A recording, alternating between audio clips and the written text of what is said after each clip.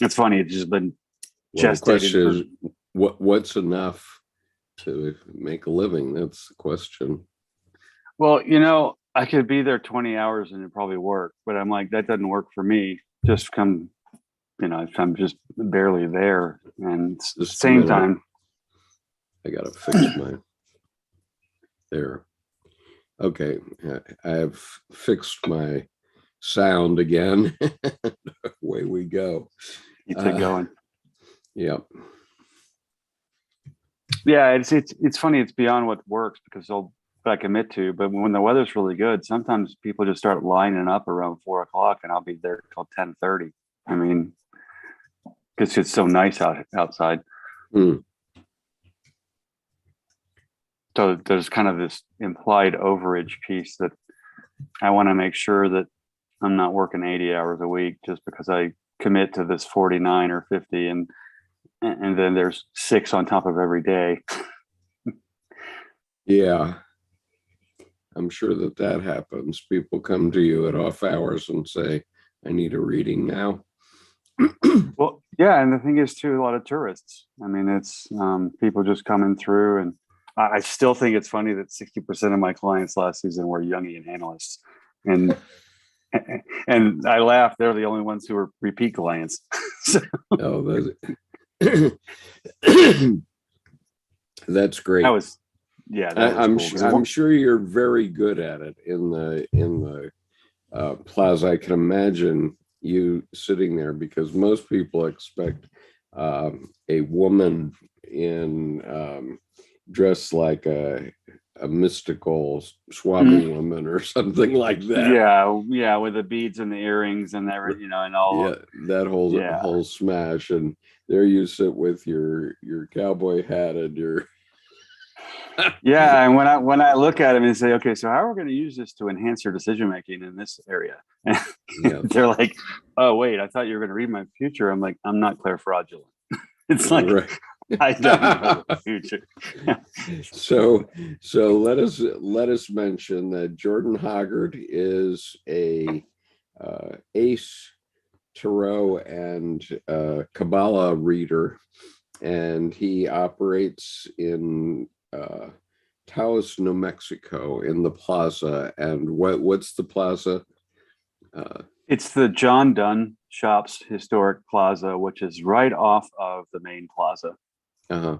And what are the hour? What's the date that you're going to start going out there? And I'll be starting this next Thursday. Uh-huh. And I'll be there pretty much 10 to 5 most days, 10 to 7 some. Wednesdays will be 2:30 to 7:30. Uh-huh. Okay.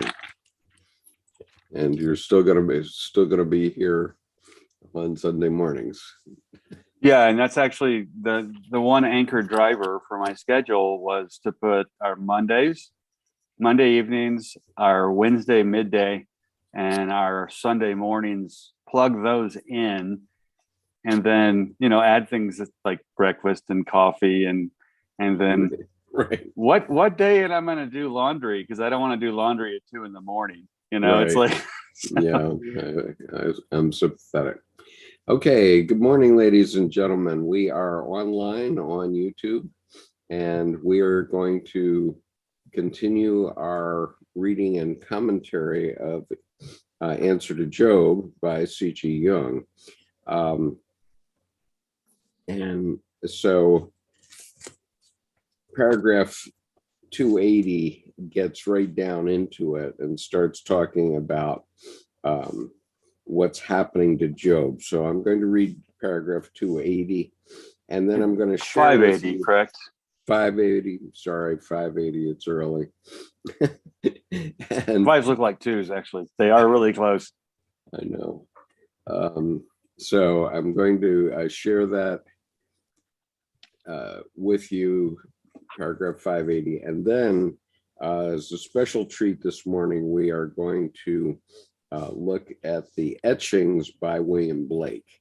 Oh, excellent. Which was done in 1825. So they were done 50 years before Dr. Jung's birth, and much later, Edward Edinger used those etchings as his, what he calls his portable analytic hour. So his small book here, which I'm going to show you, it's called Encounter with the Self, a Jungian commentary on William Blake's illustrations of the book of Job. And so this is a terrific book. I had to buy it used. I think it's back in print now, if you can find it. But it is a wonderful book. And what Dr. Edinger did was give the full Jungian analysis on each of the plates, which helps you understand what Dr. Jung was about. And among other things, it contains in it, I believe it's Dr. Jung's definition of God. I'm glad we're going to do those plates, because I remember in the early 90s when I discovered them, the etching acid corrosive on copper plates, which itself is reactive. Right. And even the process by which he made the etchings was an directly alchemical formula of self and individuation. Right. So it's one of the most pivotal and applicable examples I think there is of something in the arts that is directly telling the story, even in its process. Because oftentimes I think, like with poetry, a lot of people don't care about the blood, sweat, and the tears. They want the poem. It doesn't matter if it took you 5 minutes or your whole life. But the process is wonderfully included in his prints, his etchings, right. I think. And for those of you who are wondering, I'm using my banned books, mug. Yep. Any book worth banning is worth reading. Yep. My wife, when they started banning books again, my wife went out and bought every single one of them. Put them right on the coffee table. Right. They sit there to this day, just waiting for my grandchildren to visit. Okay, paragraph 580. And by the way, if this take this. Yeah. If this hasn't happened to you yet, it will. And it's happening to the people of Ukraine right now. It happens to all of us at some point in our life. And so we need to be aware of that and see what is necessary to get through it. So paragraph 580. Without further ado, Job is robbed of his herds, his servants are slaughtered, his sons and daughters are killed by a whirlwind, and he himself is smitten with sickness and brought to the brink of the grave. To rob him of peace altogether, his wife and his old friends are let loose against him, all of whom say the wrong things.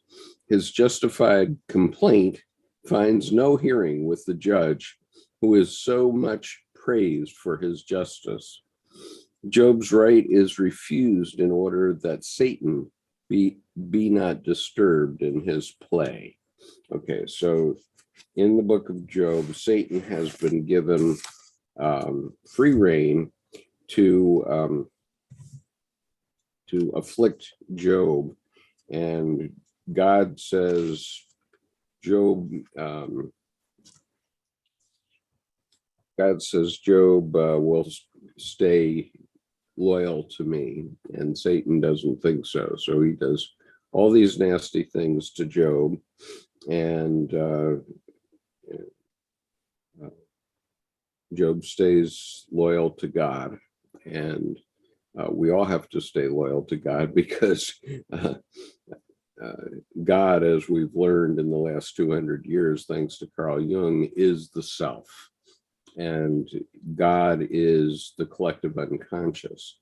And you have to stay loyal to it and understand it and how it works, or you're going to be in trouble. And I think what's important about that especially is when you read the actual verses. When Job starts out, you basically start out with just this horror of a travesty of God and Satan negotiating over a human being. And talk about a pound of flesh. This is more like 180 pounds of flesh.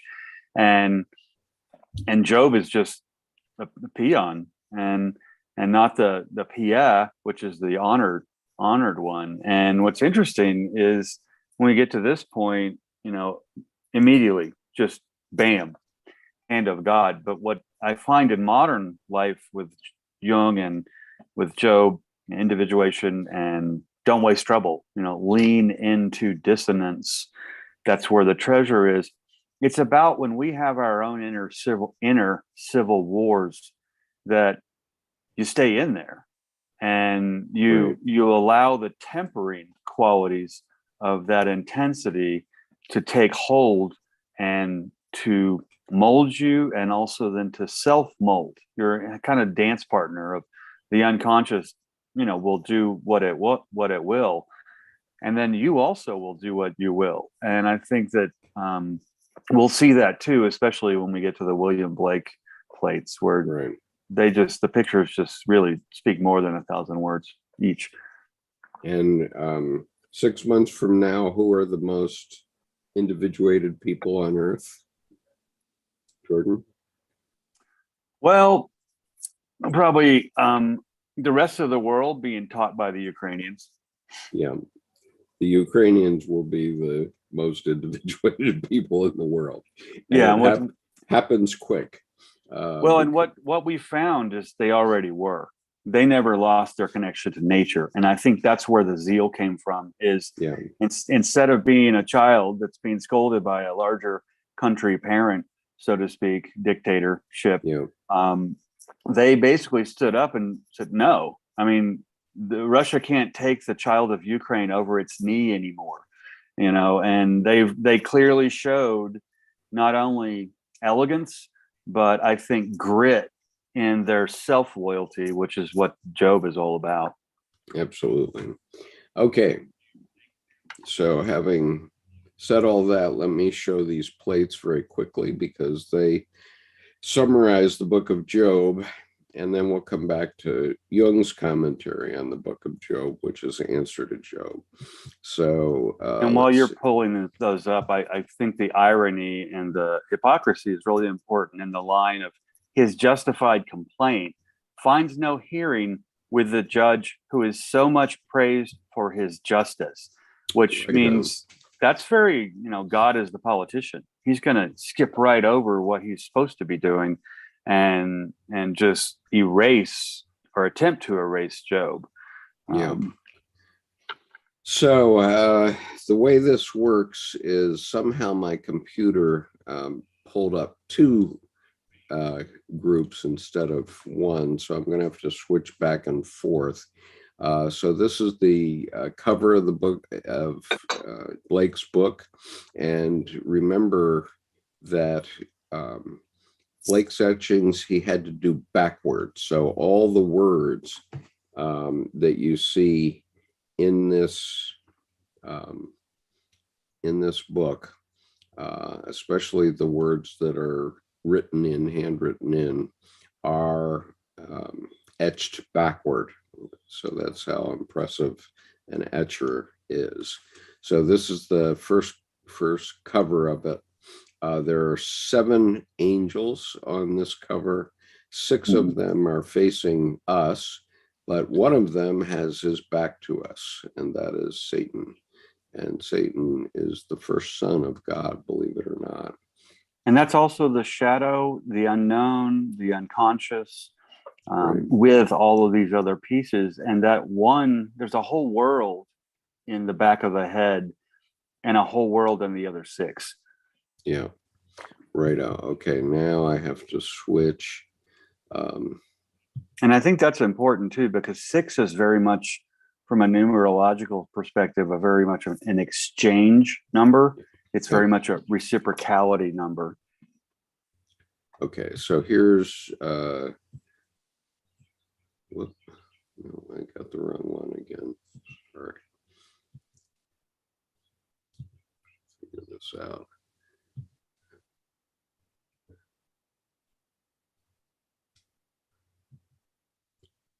Okay, so here is etching number 1. And this shows Job, everything's asleep. Nobody knows what's going on in the world. Everybody is very peaceful in their life. And here's what it says. There was a man in the land of Uz whose name was Job, and the man was perfect and upright, and one that feared God and eschewed evil. There was born unto him 7 sons and 3 daughters. And so you see the 7 sons and 3 daughters here. And there are musical instruments in the trees, the sunrise, wonderful. And the moon is in new moon, everything's peaceful and everything's hunky-dory. And then well, and actually in that image too, the foreshadowing is there. They're all facing us, but the foreshadowing of the bright sun and the moon in the dark in the mind movie, that's all of them together. There's like this peace and harmony, except you start looking at the ominous parts of the light and the dark that are, I call it visual foreshadowing, that are that mind movie in the background as you then jump to the next one. Okay, so, oh shoot. All right, I see what I'm doing wrong here. Sorry. This is irritating that this came up in 2 different things, but anyway. Yeah, alternating is kind of a hassle. Well, yeah, it's only once that I have to do that. Okay. Okay. So here's the second plate. When the Almighty was yet with me, when my children were about me, there was a day when the Son of God came to present, the sons of God came to present themselves before the Lord and Savior. And I guess I'm going to have to read this out of my book because it's not terribly clear here, but I'm just reading the I think it's important there to see a wonderful distinction that Blake was making with language, where, you know, inside and about, you know, we say about and it means we're describing something, but about there means outside. And right. So it's not in and out, it's in and about. Right. Okay. So I'll have to read this without my specs. Above the image are these words: we shall awake up. I shall see God. I beheld. Hast thou considered my servant Job, the angel of the divine presence? And Ancient of Days, thou art our Father in the likeness. Okay, I guess that's what it is. And then the title underneath says, when the Almighty was yet with me, when my children were about me. So here's the Almighty above Job, and his children were there. There was a day when the song of God came to present, the sons of God came to present themes before the Lord, and Satan came also among them to present himself before the Lord. Okay, so Satan came along also, and so you actually see him in the middle of this picture. He's rather a dust up. And the dust up is a nice pun because, you know, cast upon the earth to rule the ground, basically. Right.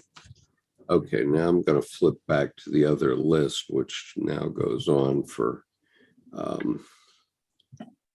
most of the rest of it, except for, okay, so. And what we see here, and what we see there too, is you mentioned the God is the unity. And then all of the all of his sons and his daughters around him. That's Job in a state of peace that he has achieved. And at the same time, you climb up the mountain, there's the peak. Well, you're also going to then climb back down. And so this story kind of rises to a crest of bright clarity of both light and dark there, but then we move forward and we see what happens. The process resumes. Okay, so this is plate 3, and here we see Satan getting to start to do his damage. And it says, the fire of God is fallen from heaven, and the Lord said unto Satan, behold, all that he hath is in thy power. And underneath it says, thy sons and thy daughters were eating and drinking wine in their eldest brother's house, and beheld, there came a great wind from the wilderness and smote upon the four faces of the house, and it fell upon the young men, and they are dead. Okay, so he kills all the sons of Job. That's the first thing that happens. So there's only the trinity of the women left. Right. Okay, so then we go to the next plate 4, and here, and there came a messenger unto Job.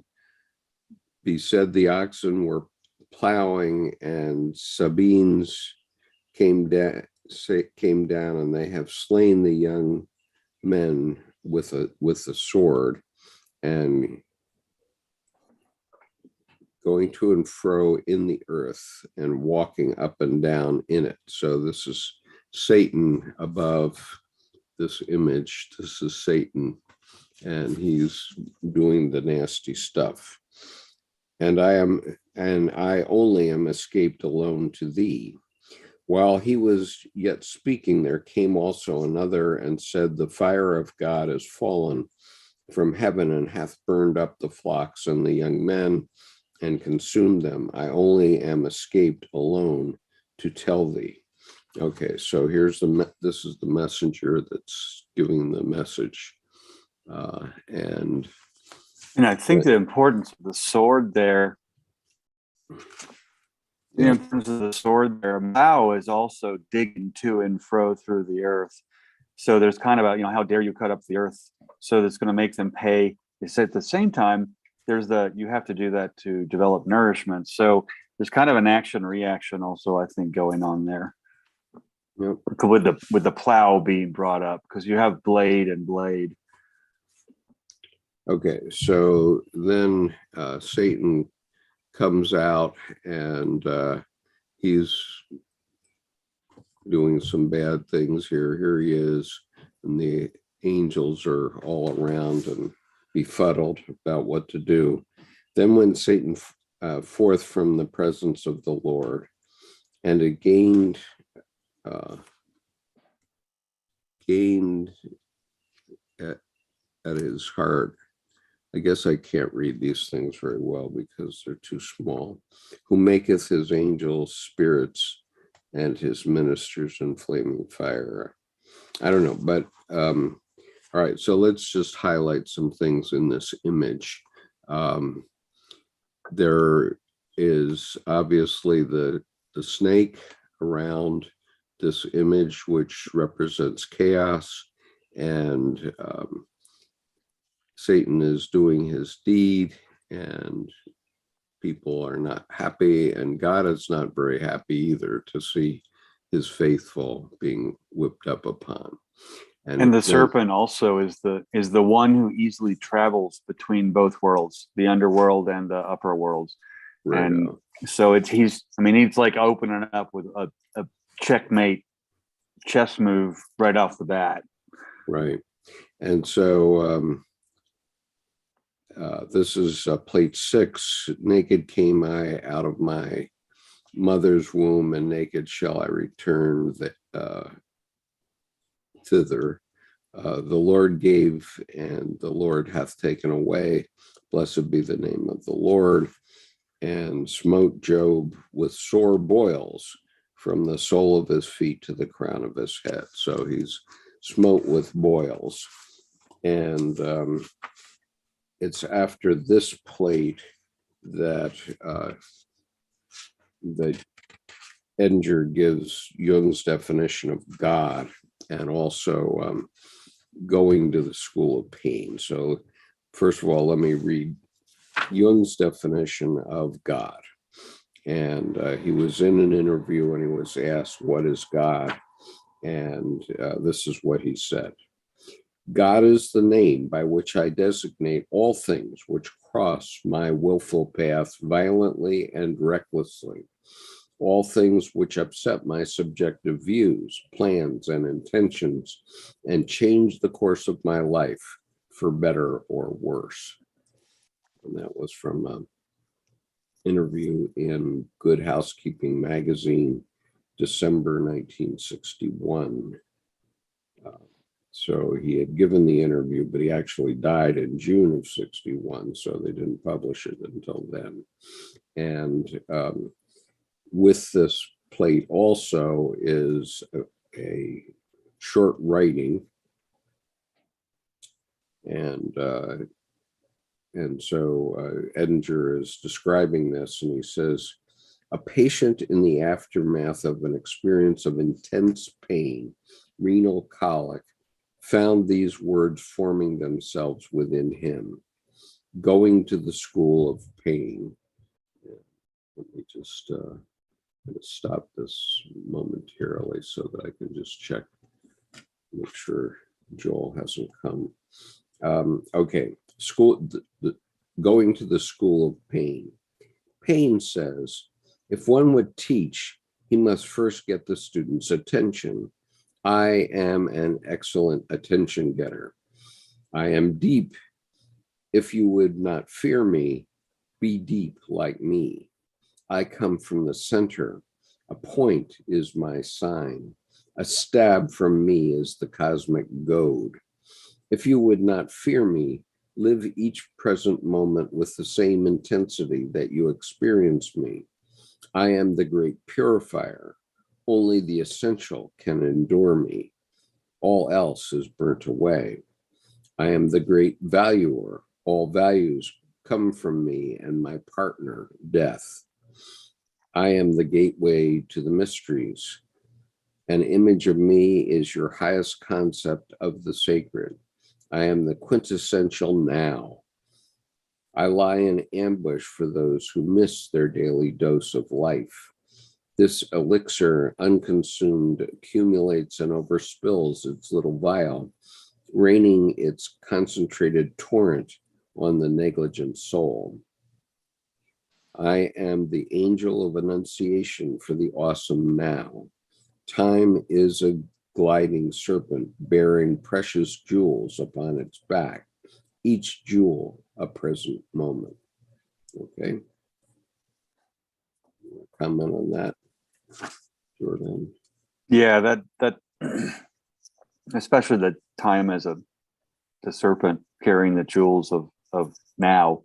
I mean, you're the eye in your own storm, but you reach out to all these influences that have, the school of pain, getting the attention, but also commanding the intensity of nature throughout life is, I think, really what I kind of moral of the story I get there, where, if you fear me, be like me, deep. I come from the center, and then all else is burned away except for the essential.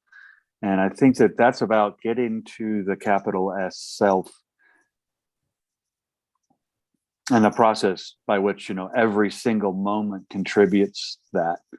Right. Okay. I'm going to go back to this now. And I think that brings up a poem didn't take 5 minutes. It took your whole life up to that point. Righto. Exactly.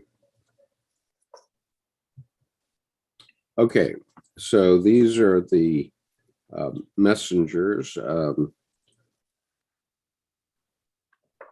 What shall we receive good at the hand of God, and shall we not also receive evil? And when they lifted up their eyes afar off and knew him not, they lifted up their voice and wept, and they rent every man his mantle and sprinkled dust upon their heads toward heaven. And so Edinger says about this picture shows the arrival of Job's comforters, Eliphaz, Bildad, and Zophar. These three represent shadow figures who are brought into conscious view with the breakdown of the ego. As Job loses the defensive boundaries of his conscious personality, repressed aspects of himself come into view. They are at first not to speak. They at first do not speak. Job, the ego, first bewails his fate in the next picture. Okay. So we go on to... and these three male shadow figures are the inner counterpart of his three luminous, numinous daughters, the feminine on the outside. Right. Okay. So then...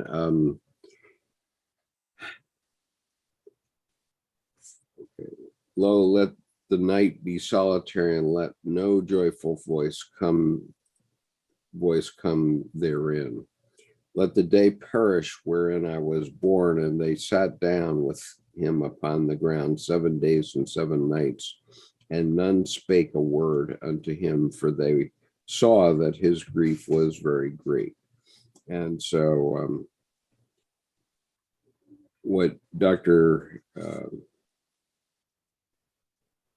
Edinger says is that the reference is Job 3 through 23. And he says, Job now succumbs to the negredo, the dark night of the soul. He falls into blackness and suicidal despair. And then he's quoted the Jerusalem Bible here, so I'll quote it. May the day perish when I was born, and the night that told of a boy conceived. May that day be darkness. May God on high have no thought for it. May no light shine on it. Why did I not die newborn, not perish as I left the womb? Why were there 2 knees to receive me, 2 breasts for me to suck? Had there not been, I should now be lying in peace, wrapped in a restful slumber, with the kings and high viziers of earth who build themselves vast vaults. Why give light to a man of grief? Why give life to those bitter of heart, who long for a death that never comes? Why make this gift of light to a man who does not see his way, whom God balks on every side? And so, and that's the reverse birth canal metaphor too, with the architecture in the image, where you see the inner landscape of the same mountain as outside over on the right, where he's going, the pain of consciously in going or down going. You don't remember that as an infant being born, but so now he's experiencing the kind of the reverse natal experience of the down going, in going. Okay, so Job's comforters now are talking to him, and these figures can be best understood as personified images from the personal unconscious encountered in active imagination. Their remarks are a contaminated mixture of several elements of differing value, which are characteristic of active imagination and which call for an active critical attitude on the part of the ego. This picture illustrates a particular speech of Eliphaz. Okay, so I'll give the particular speech. Now I have had a secret revelation. A whisper has come to my ears. At the hour when dreams master the mind and slumber lies heavy on man, a shiver of horror ran through me, and my bones quaked with fear. A breath slid over my face, and the hairs of my body bristled. Someone stood there. I could not see his face, but the form remained before me. Silence, and then I heard a voice. Was ever any man found blameless in the presence of God, or faultless in the presence of his Maker? This must have been a numinous dream of Job's, which is being recalled in his active imagination. It is a kind of dream prelude to the later full encounter with Yahweh. And so this is Job dreaming. Okay, so then we get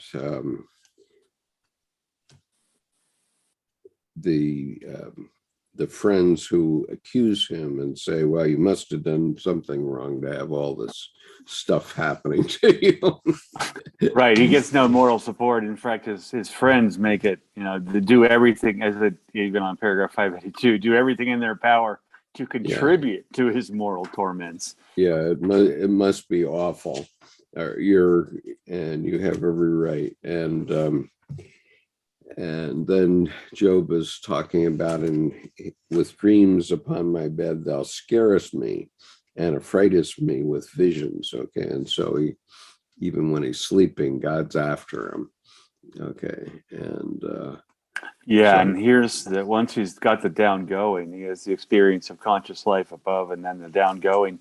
He's not going to, God will give him any quarter, whether he's inside, outside, up, down. He's being four-wheel drive God. God's really driving over him here. Yeah. And so here in this image, here a new man, a fourth one previously unmentioned, enters the picture, Elihu. A change of psychic atmosphere is indicated by the presence of stars for the first time. It is as though Job's encounter with the abyss had caused a change. The fourth figure signifies the emergence of Job's totality. Elihu is a young man who begins by saying, I am still young and you are old. So I was shy, afraid to tell you what I know. I told myself, old age should speak, advancing years will utter wisdom. But now I know that it is the breath in man, the inspiration of Shaddai, that gives discernment. And so Elihu is saying that there is a morning after. Okay, now I have to switch to the other side again.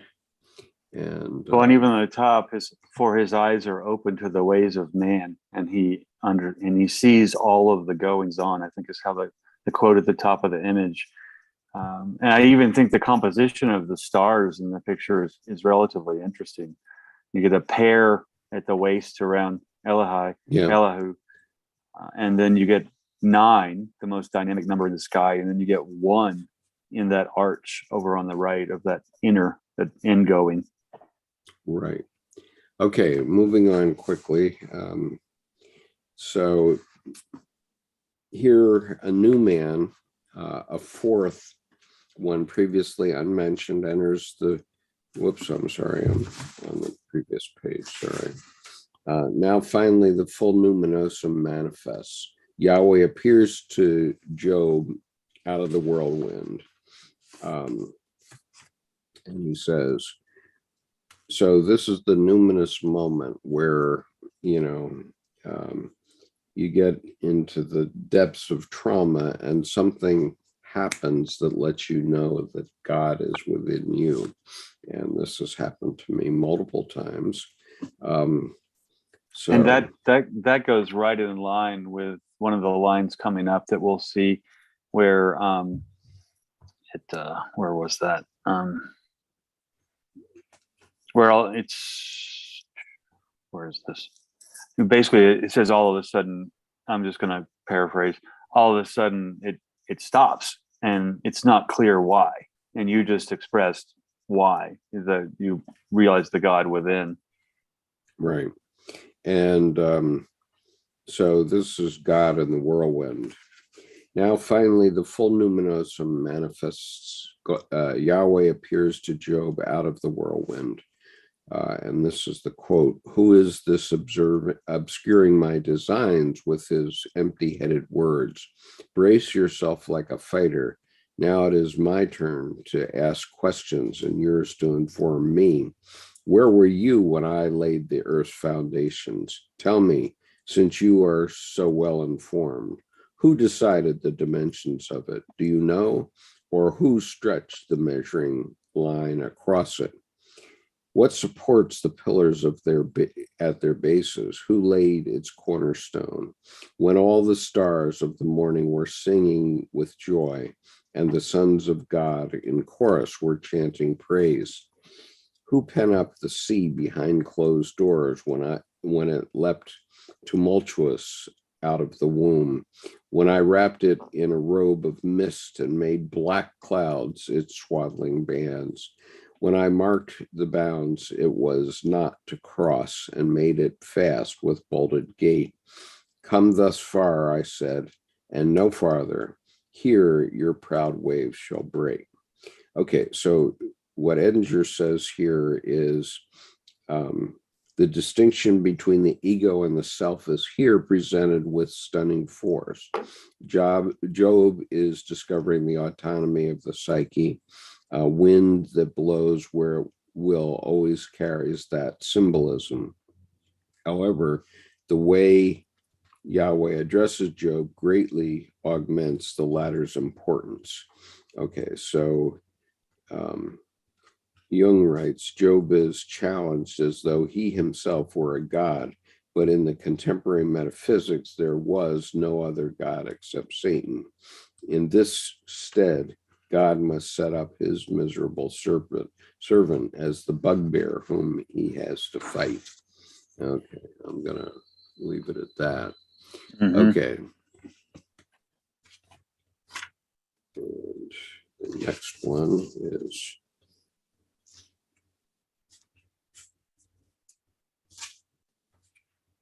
picture 14. The numinous experience continues in a more structured form. At first, Yahweh had appeared as an undifferentiated energy phenomenon, the whirlwind. Now, in this picture, a structured universe is revealed in an image of totality. In the heavenly realm, we see the numerical series of 1, 2, 4, represented by Yahweh as 1, Apollo and Artemis as 2, and 4 angels as 4. Even more important is the fact that this is an image of creation. In the margin are quotations from the story of the creation in Genesis. Let there be light, let there be a firmament, let the waters be gathered together into one place, and let the dry land appear. And God made 2 great lights. Let the waters bring forth abundantly. Let the earth bring forth cattle and creeping things. And I'll just leave it at that. It's a symbol. Just one little piece there, I think visually important, where we see now the past and the present and where it's going. You have the 7 stars on the top left, and then you have the 7 suns. Oh, yeah. And then you have the 4 stars of the quaternity, the 4 on the right. So even the border here is starting to align more directly with the way the story is playing out. Right. Okay, so moving on. This is my favorite picture. Here we have the infernal and chthonic aspects of the numinosum as Behemoth and Leviathan.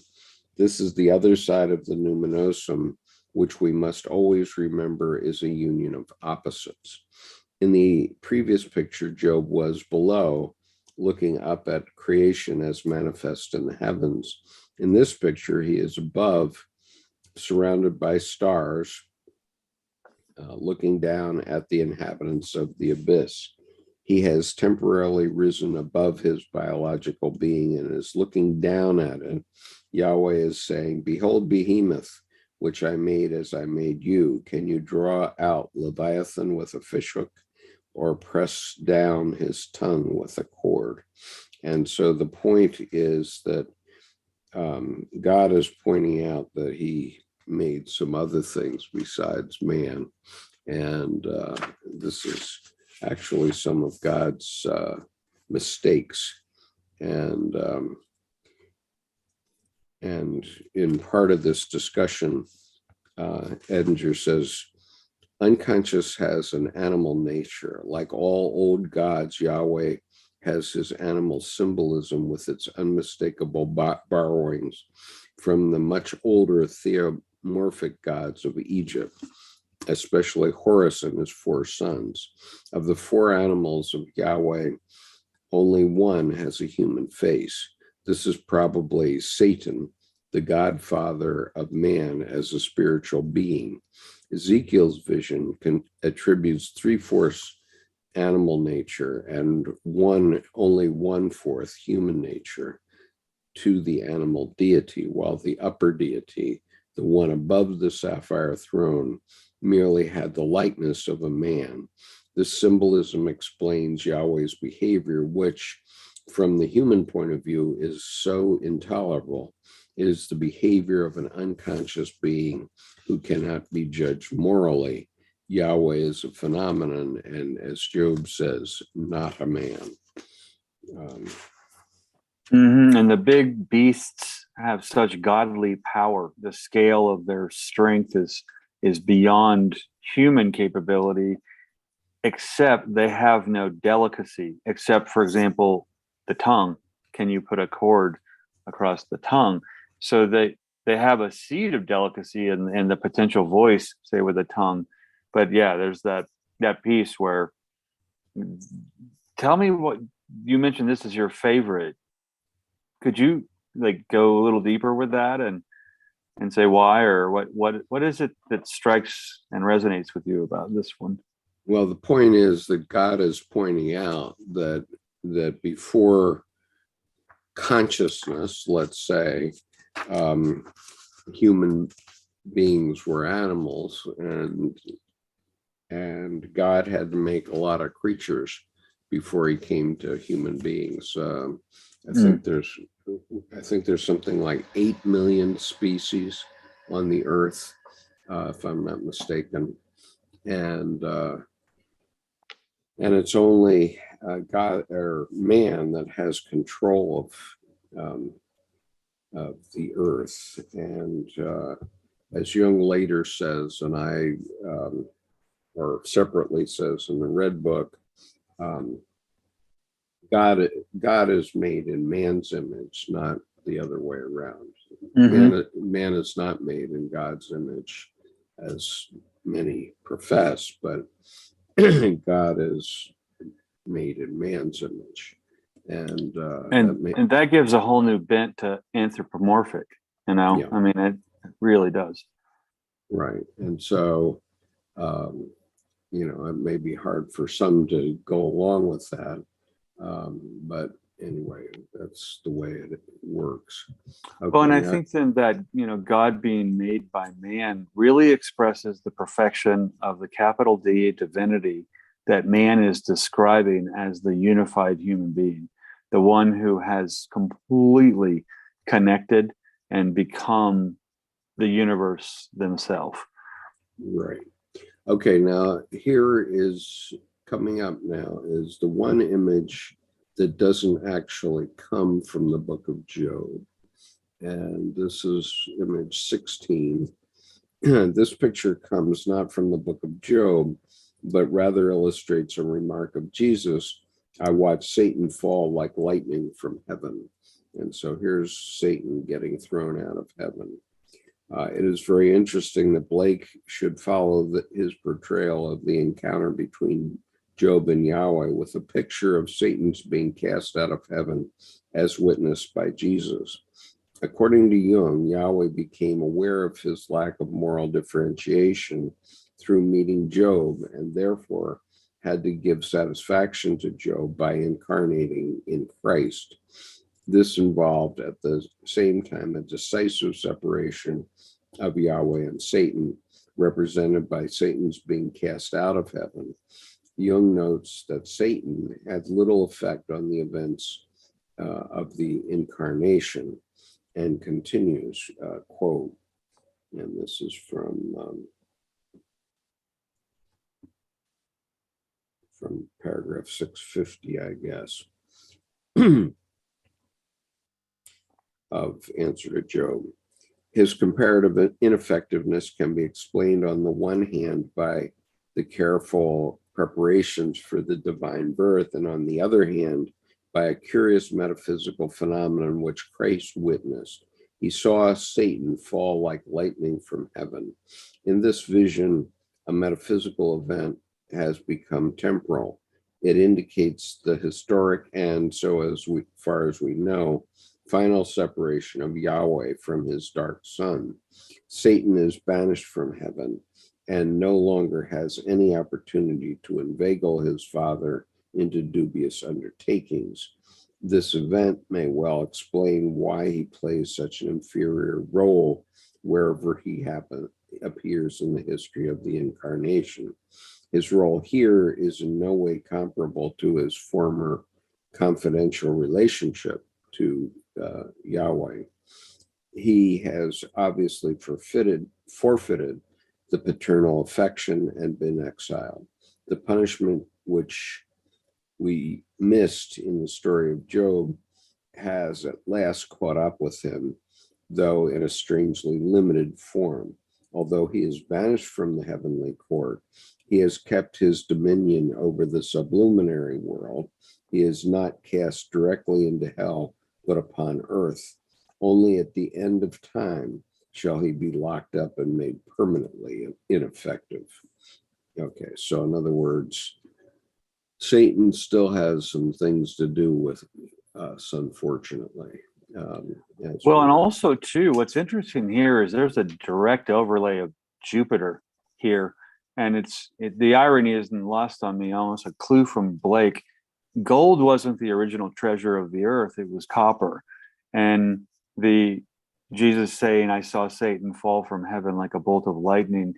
That's Jupiter's lightning that strikes the earth and congealed copper towards in the depths to be discovered. So there's I think what's interesting here is there's an overlay of Satan being cast down upon the earth, but then the treasure of the earth would, in this case, be the life in the copper that's malleable and conductive, and also that's a metaphor for animals and for people.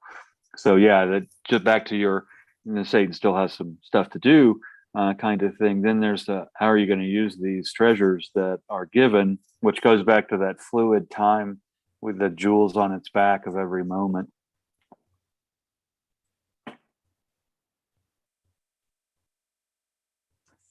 Right. Okay. Moving on. So Job's relation to Yahweh has now been healed. The ego's rapport with the self, the ego self axis, has been restored. In the lower margin, Blake quotes the saying of Jesus in John 14:20. At that day ye shall know that I am in my Father, and you in me, and I in you. This quotation states explicitly that Job is reconciled to Yahweh through Christ. The same point that Jung makes in Answer to Job. In other words, Yahweh's encounter with Job has required him, Yahweh, to undergo the Christian transformation. This will be the new world that Blake portrayed in Figure 14. Okay, so, and we're currently looking at Figure 17. But the 14 is in the other set, so I'm going to not go back to it. Okay. All right. So here is Figure 18.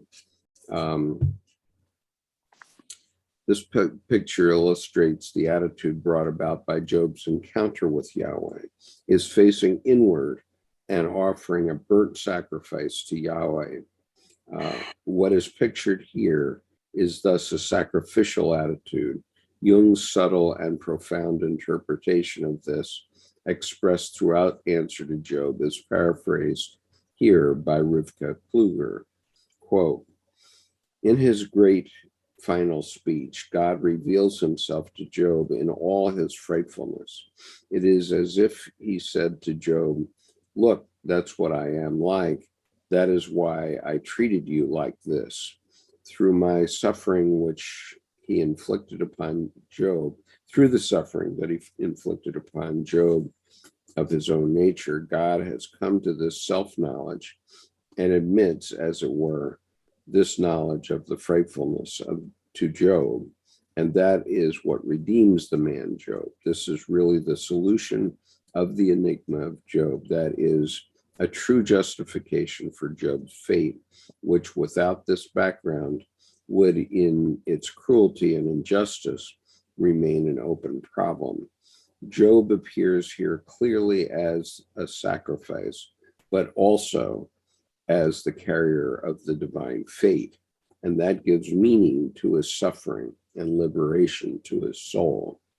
Job is a sacrifice for Yahweh's developing consciousness. At first, he is an involuntary victim. After the theophany of becoming God, when he sees the reality of Yahweh with his own eyes, he takes on the attitude of voluntary sacrifice. I had heard of thee by the hearing of the ear, but now my eyes see thee. My eye sees thee. Therefore, I despise myself and repent in dust and ashes. Job's comforters are no longer separated from him. The sacrificial attitude brings unity to the personality as ego. Shadow figures and wife anima turn toward the center, which they serve and which unites them. Okay, so the point is, for all of us, is that you're going to be sacrificed. All of us are sacrificed at one point or another. And we all suffer very serious trauma. And what emerges from that is the healing power, which is in the unconscious. Mm-hmm. And so this is the point of our confluence, which I've given the website for our confluence on the YouTube channel. And the point is that art, religion, and psychology all point to the same thing. They all point to the healing power of the unconscious. And so the essence of Answer to Job is that Job is afflicted, as many people are, as we see the poor Ukrainians currently being sacrificed, and the poor people in that theater in Mariupol who were just sheltering, and they had written children on the parking lot, and still Satan was allowed to kill them all. And that was the sacrifice. But that sacrifice is constellating at this moment. That trauma is constellating in all of the people of Ukraine, surely. And that will constellate the self, which in the physical world is going to be represented symbolically by their nation, and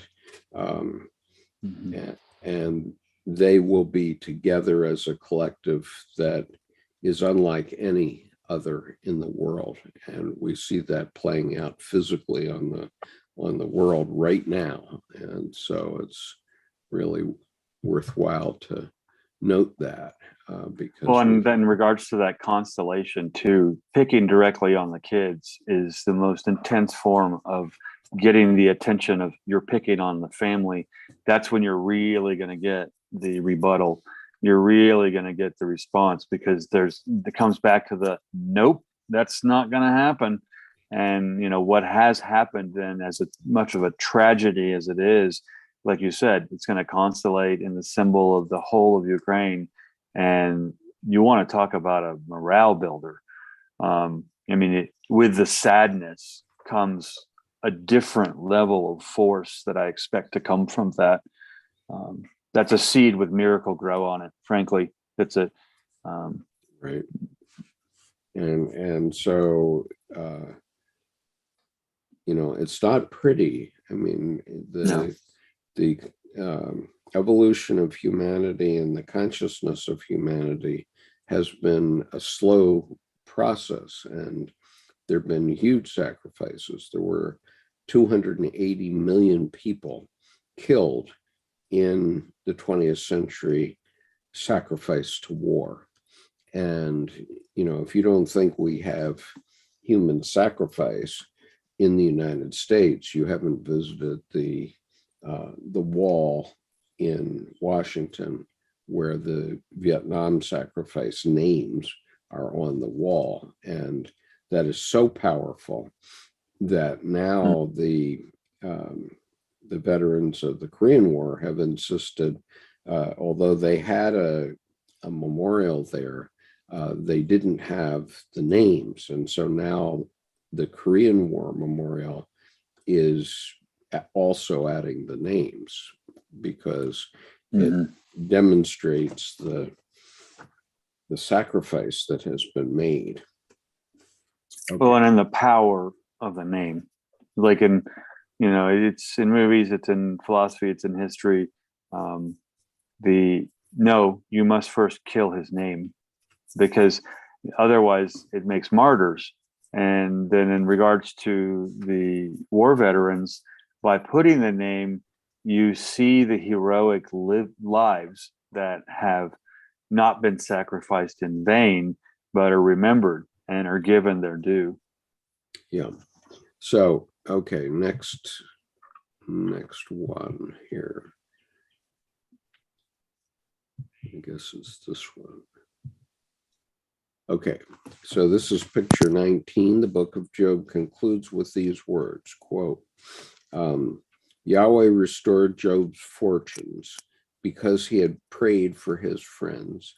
More than that, Yahweh gave him double what he had had before, and all his brothers and all his sisters and all his friends of former times came to see him and sat down at table with him. They showed him every sympathy and comforted him for all the evils Yahweh had inflicted on him. Each of them gave him a silver coin and each a gold ring. Yahweh blessed Job's new fortune even more than his first one. He came to own 14,000 sheep, 6,000 camels, 1,000 yoke of oxen, and 1,000 she-donkeys. He had 7 sons and 3 daughters. His first daughter he called Turtle Dove, the second Cassia, and the third Mascara.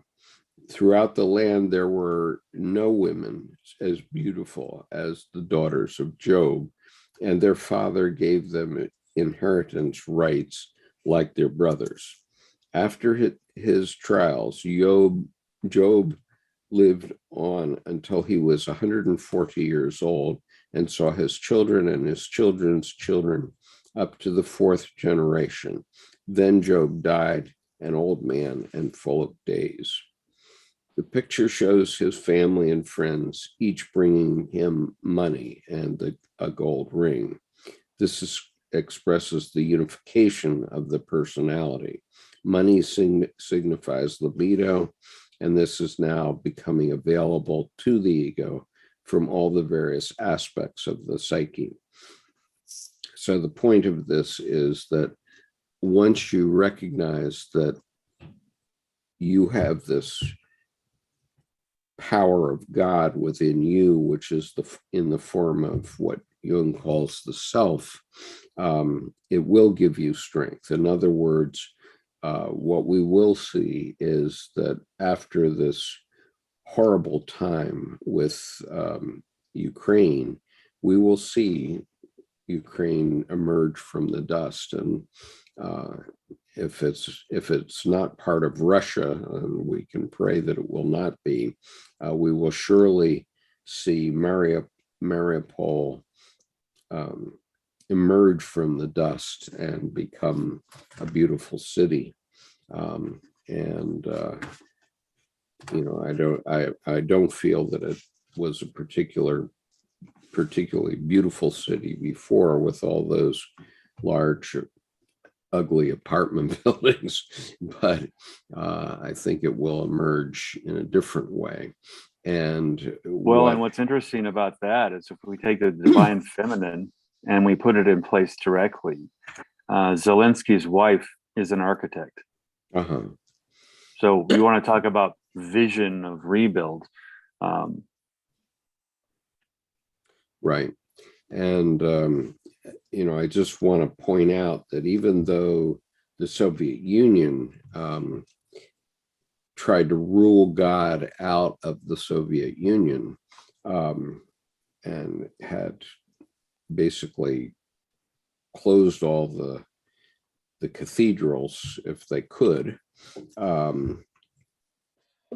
what happened was that once the Soviet Union collapsed, the cathedrals were rebuilt almost instantly. Within 3 years, all the major cathedrals of Russia, which you see the one in the typical picture of the Kremlin, it's right in front of the Kremlin, came up beautifully again, and all the old icons and all the old pictures were reestablished 70 years after God had been wiped out in that country. And so God didn't leave. As soon as that evil of the Soviet Union was destroyed, God reemerged very clearly, and we're seeing that happen in Notre Dame right now, where it's being rebuilt after the terrible fire they had.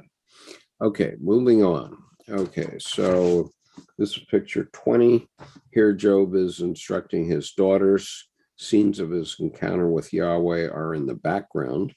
It is interesting that the feminine factor is given special prominence at the end. The 3 daughters are named, mentioned as particular beauty, and given equal inheritance rights, something very unusual for the time.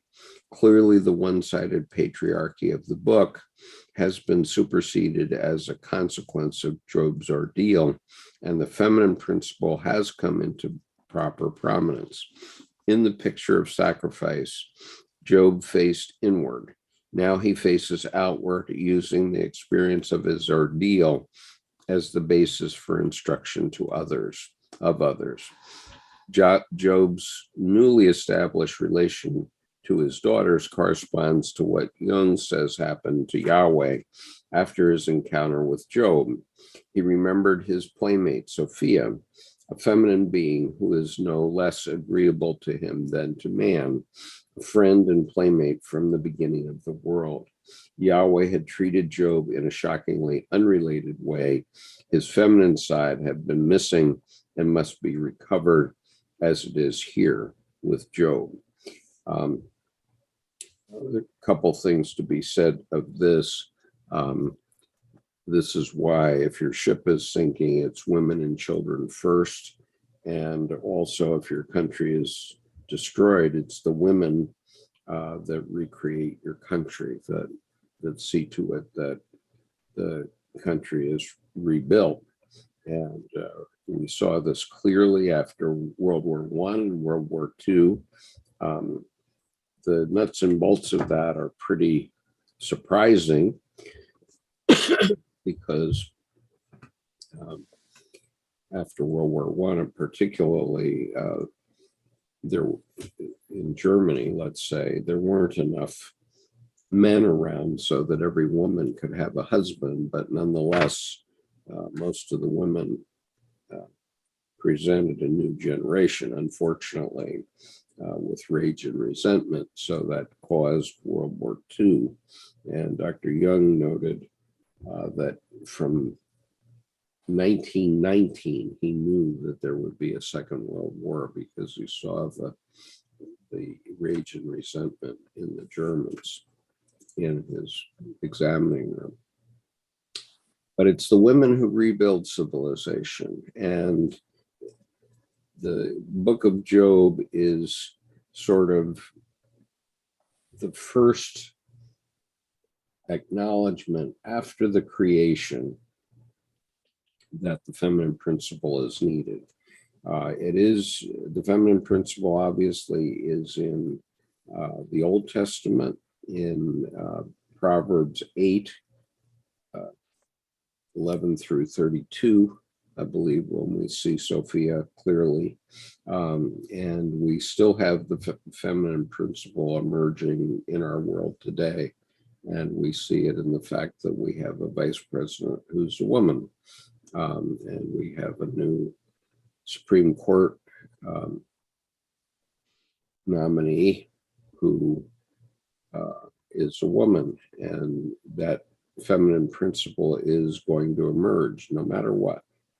Okay, so I think I would like to contribute too, though. I think that we have a baseline assumption and expectation in society that it relegates the women to the rebuild after the men destroy everything like little boys. And I feel that I do see the power of the feminine increasing. I think, though, what would happen if the women, rather than being relegated to rebuild, were implemented into the management, development, and evolution of society to better it, rather than just it goes down like you're playing, the slate game, and you clear the slate and then you start again. It feels that there's more of an infill architecture of self where you're building back in, and that creates demolition and destruction, but not by war. And so I just feel that the management, development, and implementation of the evolution of society would be better served by having a more intense balance of literally women in power. Well, and it is happening. If I haven't looked recently, but there was a point fairly recently in the last 5 years where women were the defense ministers of all the Scandinavian countries plus Netherlands, and we are seeing that development. Even the U.S. Naval Academy just built a building named after Grace Hopper, who was I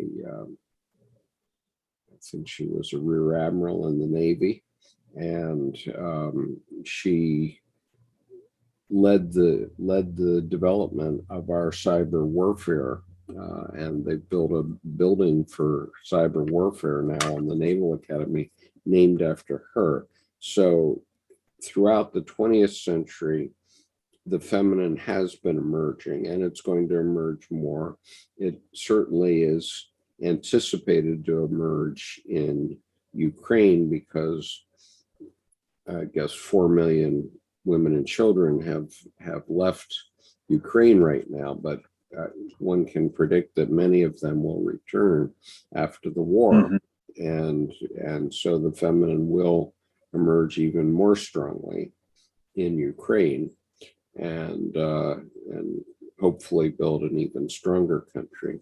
Okay, one more etching, and then we'll go on. So the final picture shows Job, his wife, and new family gathered around the tree of life, once again under new and different circumstances. It is dawn, the sun is rising on the right. On the left is the moon in its waxing phase. Previously, all had been sitting. Now they are standing. The animals are awake instead of asleep, and the musical instruments are being played instead of being hung up in the tree. A rejuvenation of life is here represented following the Nekia, the dark night of Job's encounter with the unconscious. He is now in a conscious relation to the reality of the self, Yahweh, his instinctual energies, the animals, and to the spiritual, creative, and feeling factors, the musical instruments. The most important of all, Job is now aware of being the carrier of the divine fate, and that gives meaning to his suffering and liberation to his soul. As in the first picture, here again he is the flaming sacrificial altar. Again, the picture is framed by the cloud of smoke rising from that altar, and again a tent-like form surrounds them all, as though the picture were a window looking into the holy tabernacle. The lesson of the Job story for modern man is described by Jung in his letter of June 30, 1956, to Leonid Kochnig, who had asked Jung for an answer to the problem of an unconscious, ignorant creator God. Jung replies, and this is worth quoting because it's so important to Jungian studies.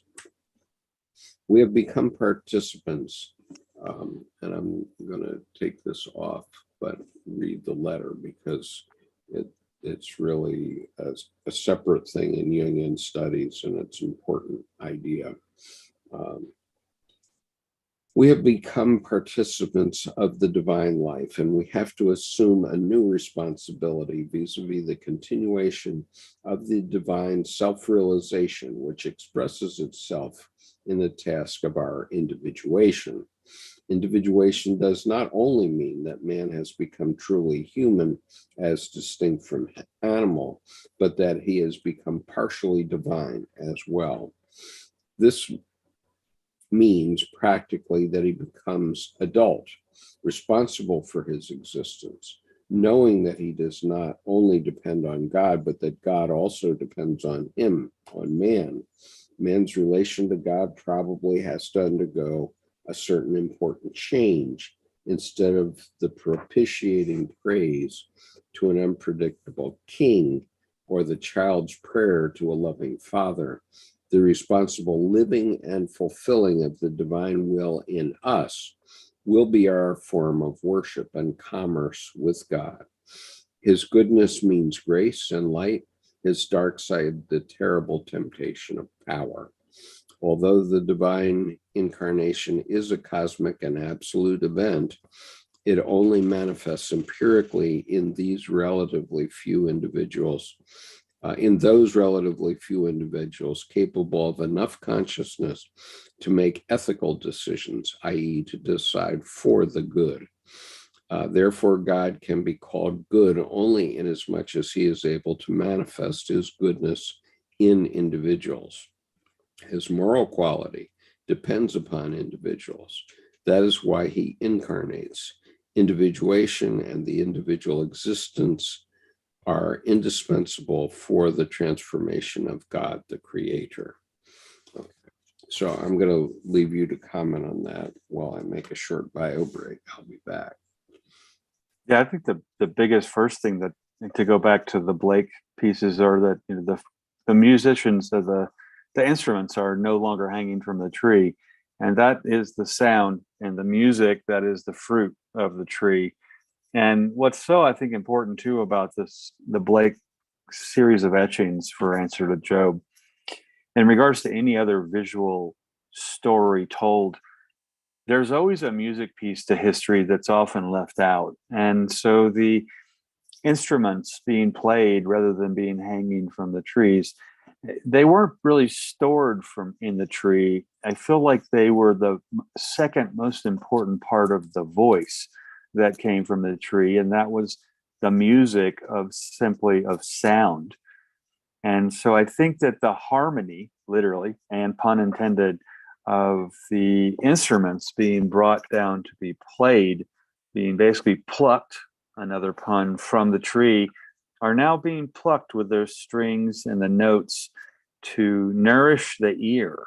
And there's literally a resonance that occurs in a lot of ancient cultures where music was one of the primary voices, and in a sense, one of the primary unifiers of community and culture.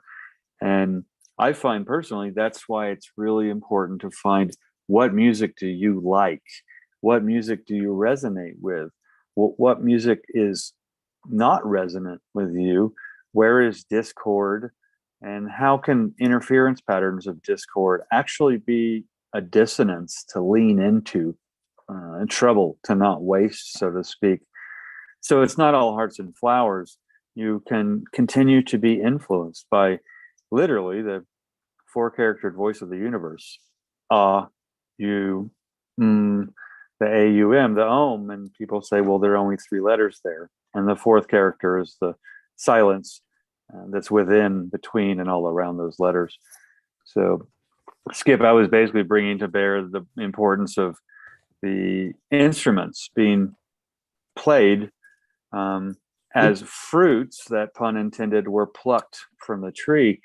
And in a sense, the sound is one of the fruits of consciousness and culture that I think brings literally resonance to people and brings them together. Right. And so, anyway, we will definitely see a different Ukraine very clearly. It will be a stronger Ukraine, and we see that, the point of individuation is you can individuate wrongly and evilly, as Vladimir Putin has done, because he thinks he can recreate the old Soviet Union, and the rest of us are saying, no, no, you can't do that. We're the collective, and we say it can't be done. You can't do that. And I agree that Ukraine will be influenced by this. And in one sense, we'll see a different Ukraine. But I think, more importantly, what we're going to see is we're going to see Ukraine, because I don't think there's a whole lot to change. I mean, there's architecture that they evolve, but the culture and the people, to me, the culture and the people of Ukraine are more than just a metaphor for how society can work. And if you add the Scandinavian countries to that, with the women defense ministers, they're not at war. They, for example, I think it's is it I don't know if it's Finland or if it's Norway, buys trash, because the way they recycle to make their trash to make energy, they don't have enough trash, so they're buying trash as a commodity from other countries. So that's a good problem to have. And so the fact that those things have been developed, and then even the wind generated trains, it's zero emission, and wind energy is free. And I think the only problem with wind energy is the real estate it takes up. And same with solar. I mean, there's cleaner energies. But at the same time, I think that Ukraine as a rallying cry for what to do, and look at their culture and see how simple or how powerful simple is. Where, Russia invades Ukraine. Well, what does Ukraine say? No.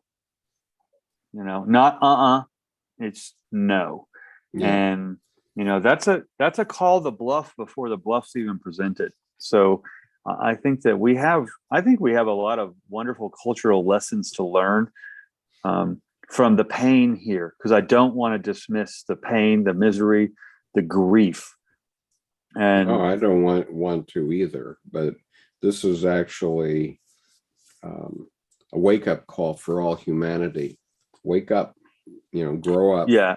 Let's get into the next stage of consciousness, because the stage that the 20th century was in, the fourth stage, destroyed most of the world, or most of the developed world. And and so we're being called, and Jung's point is that we are called to manifest God. Okay, we are the manifestation of God, and that doesn't mean that each one of us can go around and break up a country like Putin is doing. He's the exception that proves the rule that we all have to take our part in our own societies. I think, yeah, and directly related to that statement there that you just made, I think it was Carl Jung who said, the greater the grief, the brighter the coming light with the proper work. So it's like that we're feeling that greater grief right now. And, you know, it's a matter of utilizing the Negretto, Right. as it were, to harden the diamond with the pressures and the heat Right. that's been put forth. So this book that we were referring to through most of this is Encounter with the Self. It's a book by Edward Edinger, which contains all the Blake plates. And I think that what is most prescient about it is, or important about it, is that you know, this wasn't a new thing. This was something that was coming up in the human psyche, and it was presented by a terrific etching artist named William Blake, and he did this long before Carl Jung was even born, and Carl Jung didn't have his own encounters with the self until 1913, so that was 88 years later. So Blake obviously. Yeah, and I'm glad you did this. Pardon? Go ahead. I was going to say, I'm glad you brought the etchings there to bear, because his answer to Job work was certainly no one-off. And this was one of his primary. Basically, he was a visual Carl Jung, and because in the way of you look at one of his other primary works, etchings, was the marriage of heaven and hell. Yes. And that's the whole conjunctio. And that's the very Jungian. So I'm really glad you brought this up, because the pictures just, they really flesh out the story. And I think as we're reading the answer to Job, that was certainly no digression. That was a real treat bringing that up today. Okay, so Jung says very similar things in the next few passages. So let's as quickly as possible read through a few paragraphs here. You want to start with 581? Yep. Paragraph 581 of Answer to Job. One must bear in mind here the dark deeds that follow one another in quick succession: robbery, murder, bodily injury with premeditation, the denial of a fair trial. This is further exacerbated by the fact that Yahweh displays no compunction, remorse, or compassion, but only ruthlessness and brutality. The plea of unconsciousness is invalid, seeing that he flagrantly violates at least 3 of the commands he himself gave out on Mount Sinai. Paragraph 582, Job's friends do everything in their power to contribute to his moral torments. And instead of giving him, whom God has perfidiously abandoned, their warm-hearted support, they moralize in an all too human manner, that is, in the stupidest fashion imaginable, and fill him with wrinkles, in quotes. They thus deny him even the last comfort of sympathetic participation in human understanding. So one cannot altogether suppress the suspicion of connivance in high places. Right. Paragraph 583. I think we should read maybe the next 2. Okay. Let's just alternate. Okay, 583. Okay.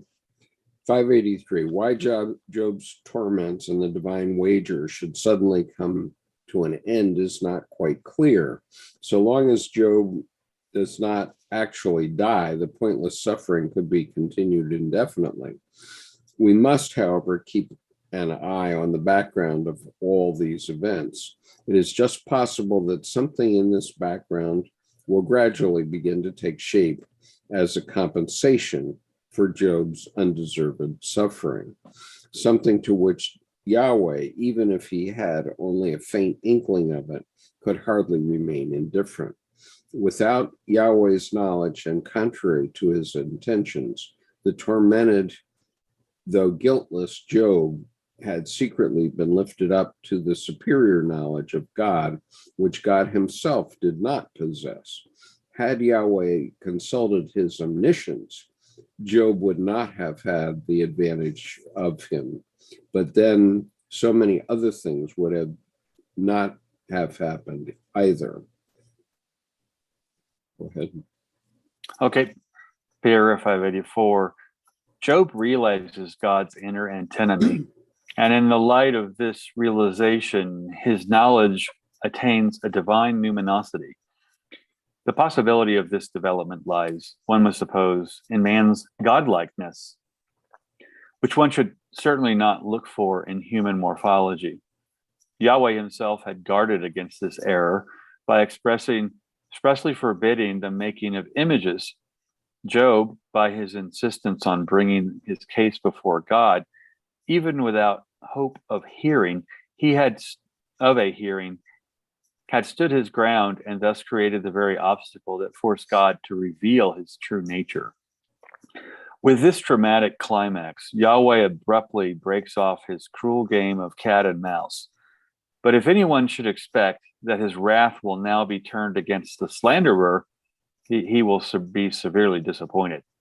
Yahweh does not think of bringing this mischief-making son of his to account, nor does it ever occur to him to give Job at least the moral satisfaction of explaining his behavior. Instead, he comes riding along on the tempest of his almightiness and thunders reproaches at the half-crushed human worm.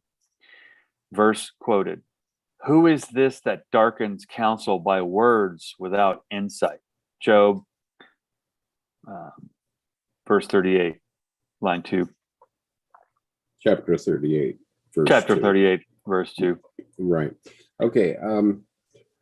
One of the big points that Jung makes throughout his career, it appears in the Red Book and it appears multiple times thereafter, is that Christianity made a fundamental wrong turn,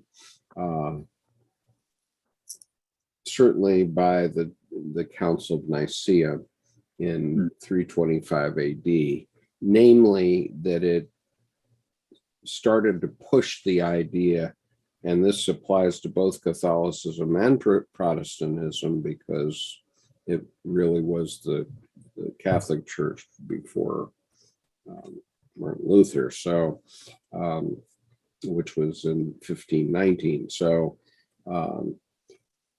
the church began to push the idea of two ideas, privatio boni and summum bonum. Summum bonum says that God is all good. Okay, well, Job would have taken exception to that. Surely he lived 500 years before Christ, and his book was written 500 years before Christ. And privatio boni says that evil is simply the absence of good. There is no substantive evil. But Dr. Jung's point is that evil is a great power. And if we don't recognize that, then we're in for deep trouble. Mm-hmm. Yeah, there's a naivete if you don't. And the evil is within us as well. And let's see, I want to read a passage from the Red Book here. Okay. But what happened to my day? Okay, and his day is World War I, of course. Torches were kindled, bloody anger and disputes erupted, As darkness seized the world, the terrible war arose, and the darkness destroyed the light of the world, since it was incomprehensible to the darkness and good for nothing anymore. And so we had to taste hell. I saw what vices and the virtues of this time changed into, how your mildness became hard, your goodness became brutality, your love became hate, and your understanding became madness. Why did you want to comprehend the darkness? But you had to, or else it would have seized you. Happy the man who anticipates this grasp. Did you ever think of the evil in you? Oh, you spoke of it. You mentioned it, and you confessed it smilingly as a generally human vice or a recurring misunderstanding. But did you know what evil is and where that it stands precisely behind your virtues? That it is also your virtues themselves as their inevitable substance. You locked Satan in the abyss for a millennium, and when the millennium had passed, you laughed at him, since he had become a children's fairy tale. But if the dreadful great one raises his head, the world winces, the most extreme coldness draws near. With horror, you see that you are defenseless and that the army of your vices falls powerless to its knees. With the power of daemons, you seize the evil and your virtues cross over to him.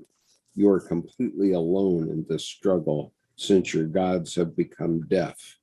You do not know which devils are greater, your vices or your virtues, but of one thing you are certain, that virtues and vices are brothers.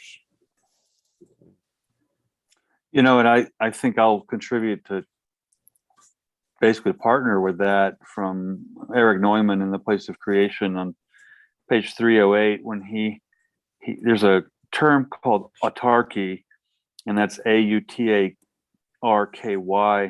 which is a sense of self-sufficiency. But he says the word autarky, the Greek equivalent of the German Zufriedenheit, satisfaction or contentment, brings us perilously close to the defensive philosophy of the Stoics and Quietists. But true autarky is opposed to such attempts to avoid involvement in the world in order to be left in peace.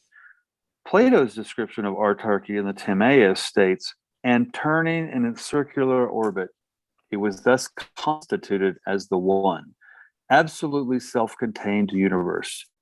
And because of its excellence, it was satisfied with its own company and needed no one else, having sufficient acquaintance and friendship with itself. The same work comments concerning the autarkic nature of the world as a circular, self-enclosed Ouroboros. And here's the quote the jewel in this paragraph that I really wanted to then contribute to what you just stated. For thanks to its artful construction, it makes of its own decomposition the source of its own nourishment, and all suffering and action is accomplished in and through itself. So I think that brings up that, the nature of responsibility, to not waste this pain we're experiencing now.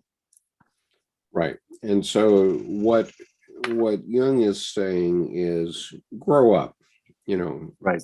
Grow up, humanity. Go out and do your part and do whatever it is you're called to do, but do your part to make the world a good place.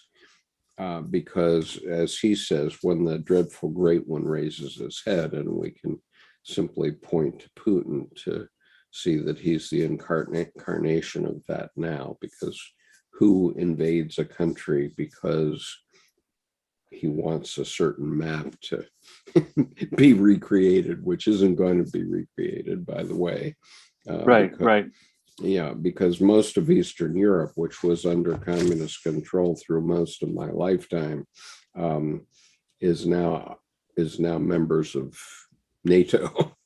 and Mhm. and they aren't going to stand for it either. And so the point is to humanity, grow up. It's time you grew up and grew into this next level of consciousness that recognizes that evil is a great power and that we do have evil within us. And if we're not careful, we're going to slip off the wrong side.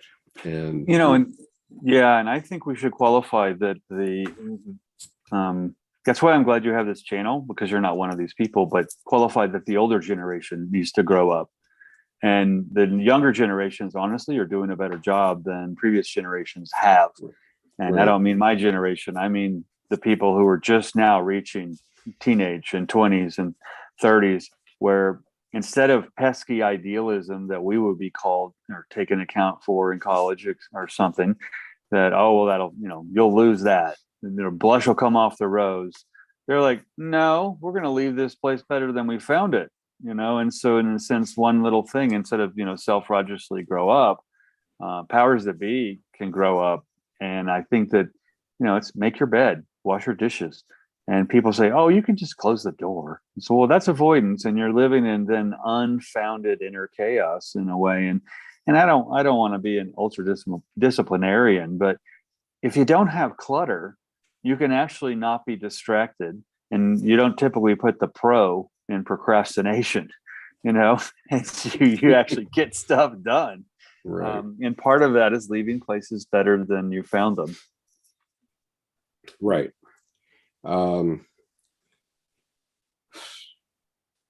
So the point, I don't know, sort of, well, the point is these ideas of summum bonum and privatio boni left the Western world unprepared for what came in the 20th century.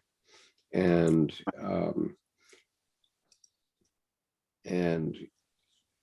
who can say what would have happened if Christianity had recognized evil right from the start? I don't know. But what we have to do now is amend all of our religions to recognize that evil is a great power.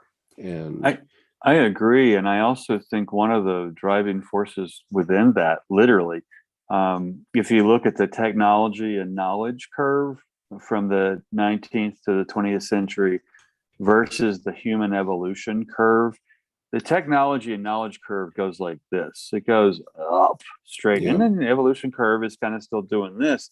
right. What happens is that's a lot of new, non-understood toys that can be misunderstood and how they are implemented. And the problem is then it's, a lot of girls and boys running around playing with, fireworks and guns that were not learned.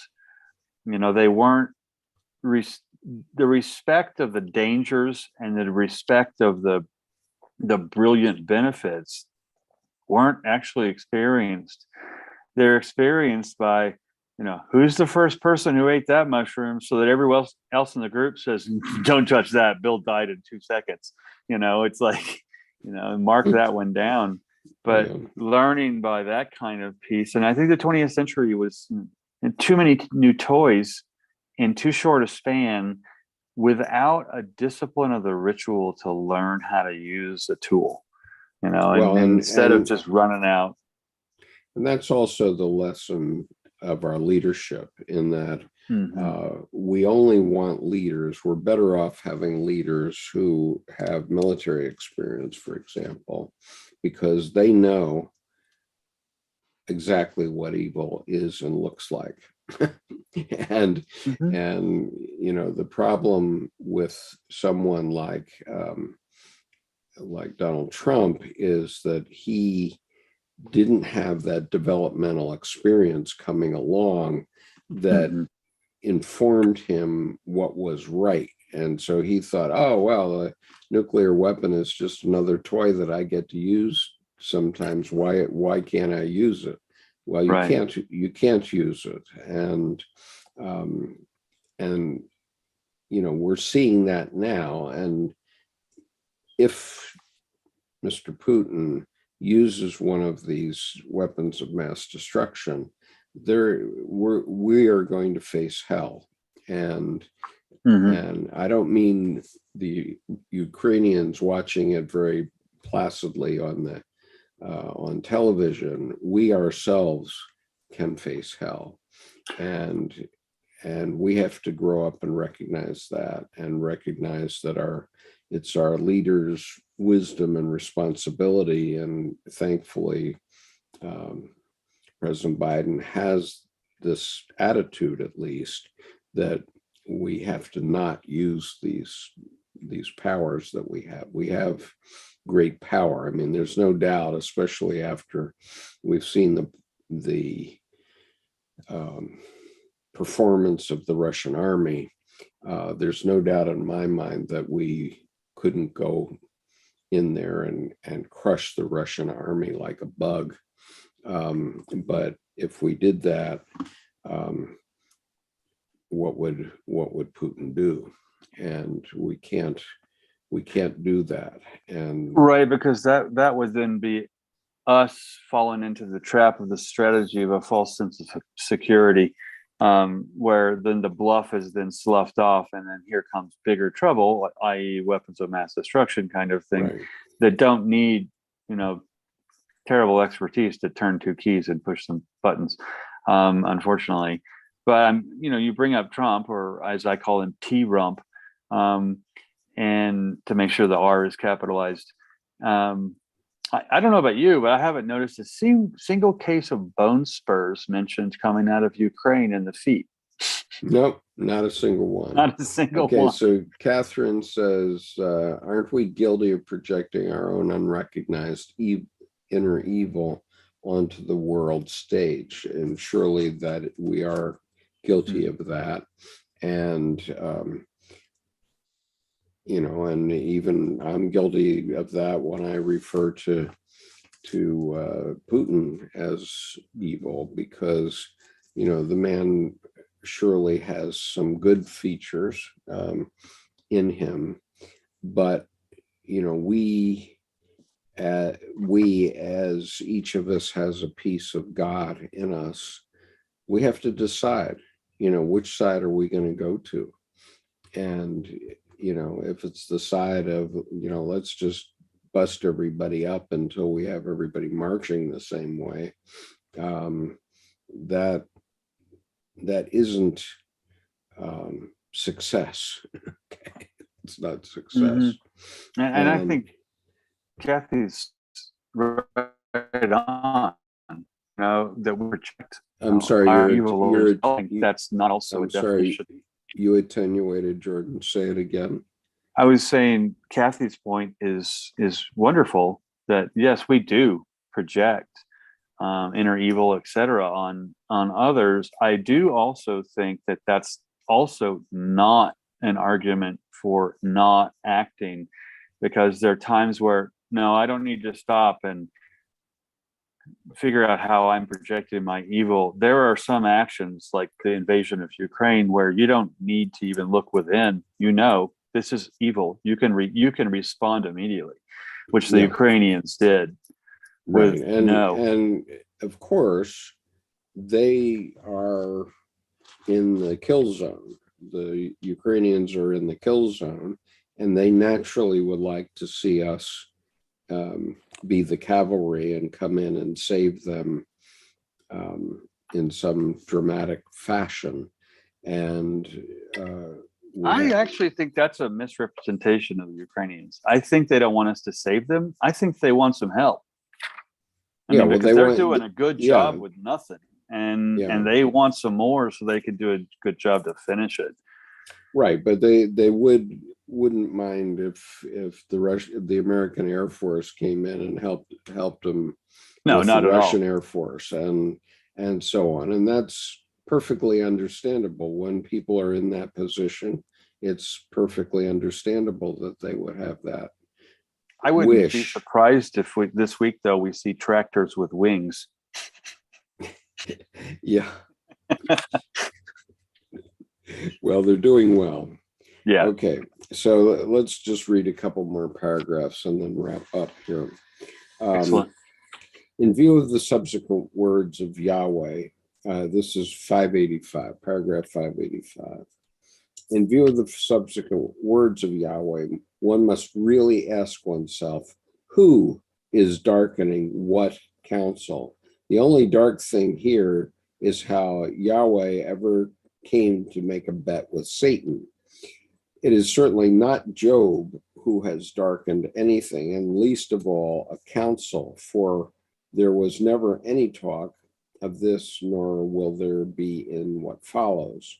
The bet does not contain any counsel, so far as one can see, unless, of course, it was Yahweh himself who egged Satan on for the ultimate purpose of exalting Job.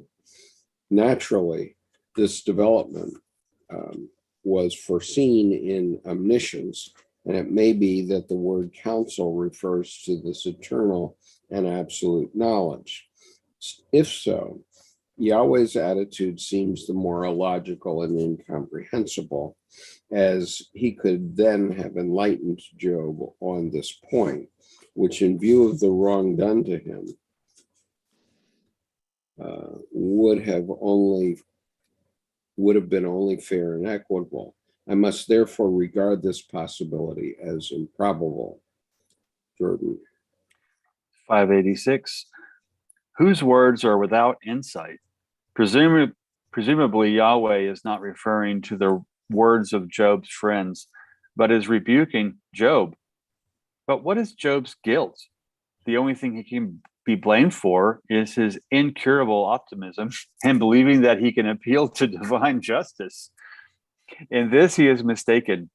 As Yahweh's subsequent words prove, God does not want to be just. He merely flaunts might over right. Job could not get that into his head because he looked upon God as a moral being. He had never doubted God's might, but had hoped for right as well. He had, however, already taken back this error when he recognized God's contradictory nature, and by so doing, he assigned a place to God's justice and goodness. So one can hardly speak of lack of insight. 587. The answer to Yahweh's conundrum is, therefore, it is Yahweh himself who darkens his own counsel and who has no insight. He turns the tables on Job and blames him for what he himself does.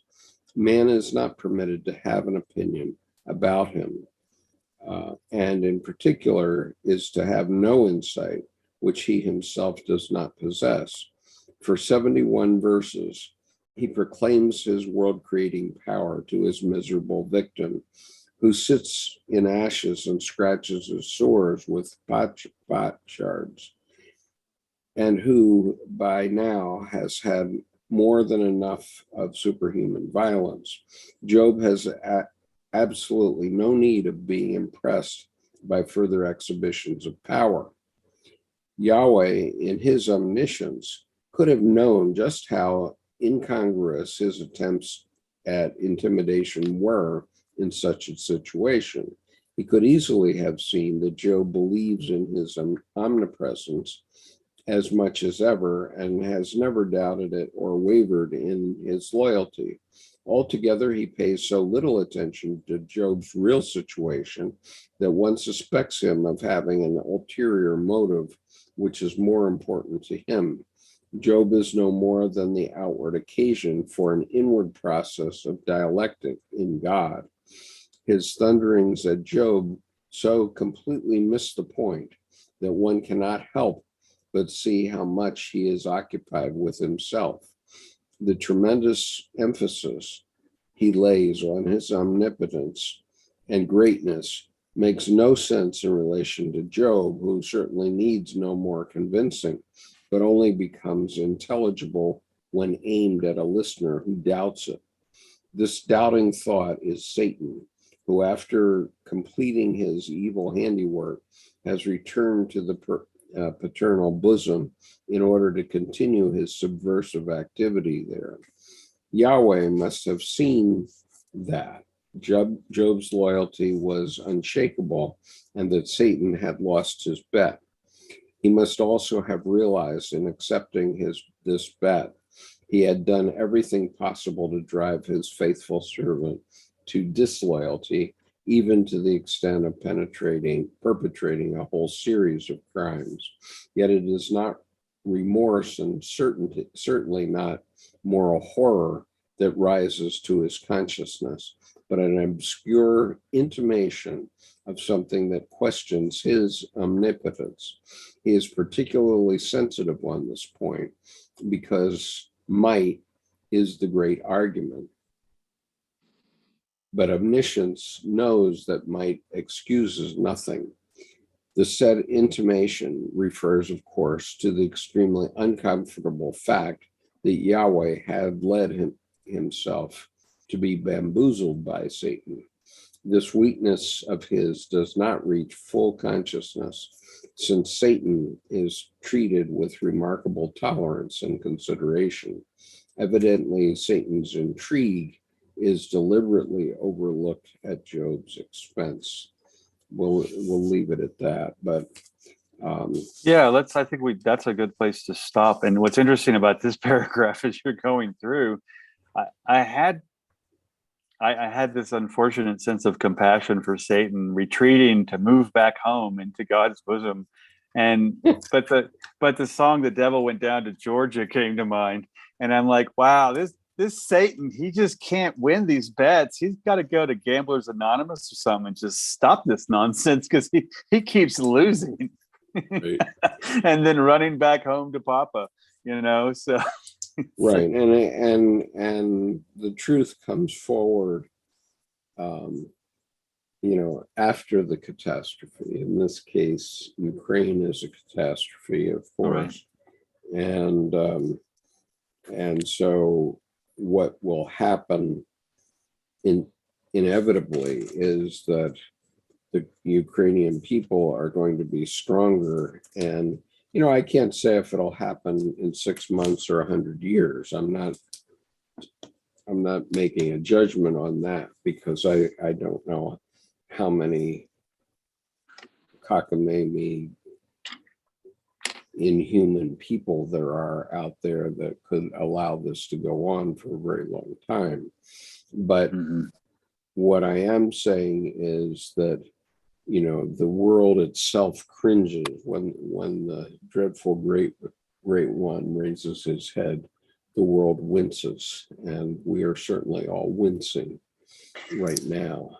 Yeah, and I don't personally, I don't want the traditional history of we all have to learn our lesson and Ukraine has to suffer under Russian rule. No, I think we need to see this straight off the bat, that they do not need to do that. They simply need to be noticed. And I would like, frankly, Putin to go, crying home to Papa Russia and just stop, because in this sense, he's that Satan character, and he's just losing. It feels like, it doesn't feel like an unwinnable bet, but it feels like a bet. And the problem with a bet is you're gambling, and gambling is not investment. So I think it's such a travesty. Other than the bright spot I see is how evolved and connected to nature and culture the Ukrainians typically are. And it matches every Ukrainian I've met in the last 25 years. It's not just a good people. There's a good, strong, don't take any guff people, where they're fine and good. You cross them, that's not going to last long. They don't just lash out. They're mature about their responses in general, which I find is interesting. That notwithstanding any intelligence quotient anywhere, every person I've met, regardless of intellect and heart, who's from Ukraine, they know that it's important to have their own way and to work together while they don't mess up their own way. So it's quite a large global lesson I think we're Right. experiencing here. And Answer to Job is really prophetic of this current situation, because what we see is that that Putin already lost his bet in the first 3 or 4 days. When he couldn't just roll into Kyiv, he already lost his bet. And what has happened is that he's made himself much weaker. And you know, he better have very loyal retainers around him, or he's going to find himself dead.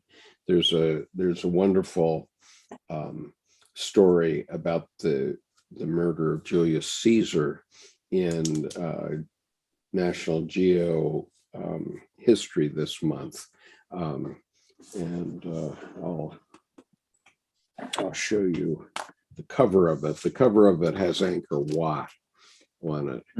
Yeah, But Cambodia.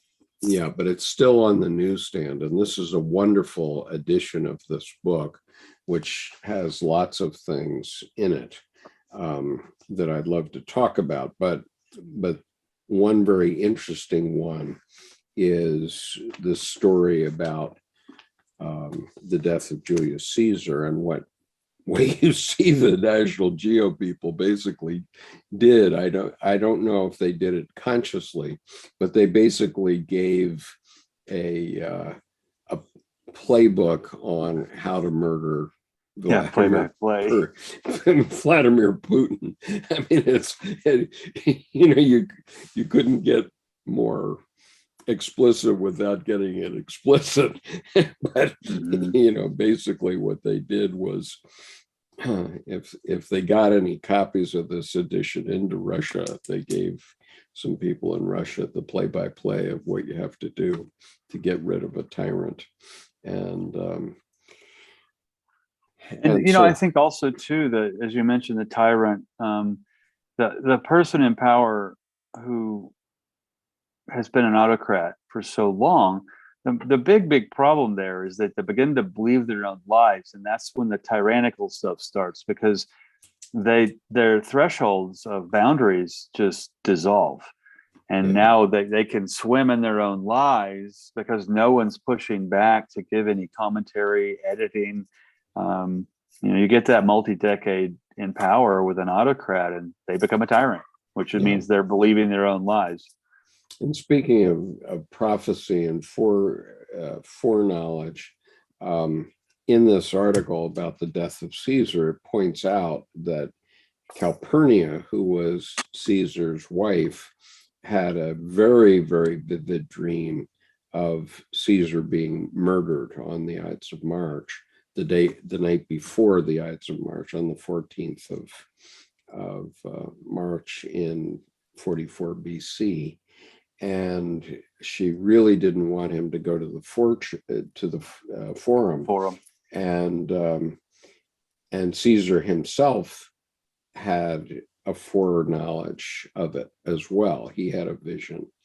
And so that too points to the truth of what Dr. Jung has taught us. And so on that point, I need to call a halt because I have a gym appointment. But this has been fun today. I hope everybody enjoyed our conversation. And thanks for wandering William Blake in with the plates of the etchings. That was beyond a treat, and I think it really put a nice big porterhouse right in the middle of the paragraphs in Answer to Job. Right, and I urge everyone, if you haven't listened to my reading of this book, Encounter with the Self, you can find, I've read that entire book on this channel, and you can find it through the homepage. And it's what Edward Edinger calls his portable analytic hour.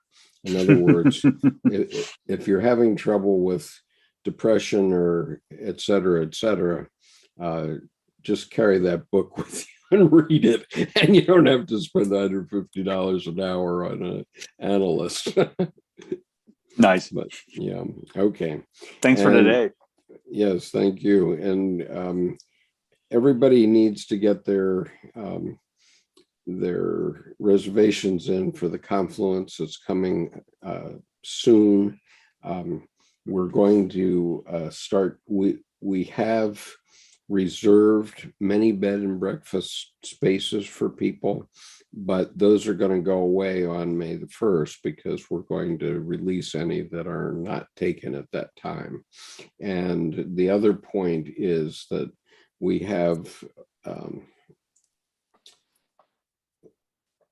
a very limited number of spaces going into Yellowstone, and we're going to take 2 vans of 7 people each.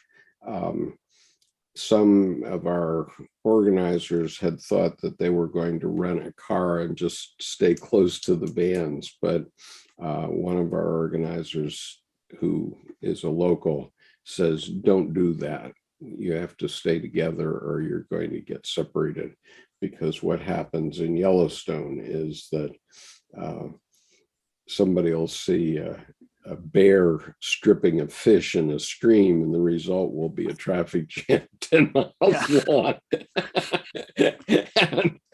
and so therefore, I hope that those of you who hope to join us on the Yellowstone tour, which is an extra item, and it's after the confluence, immediately after, we'll get your reservations in soon so that we can make sure we have enough spaces for everybody that wants to do it.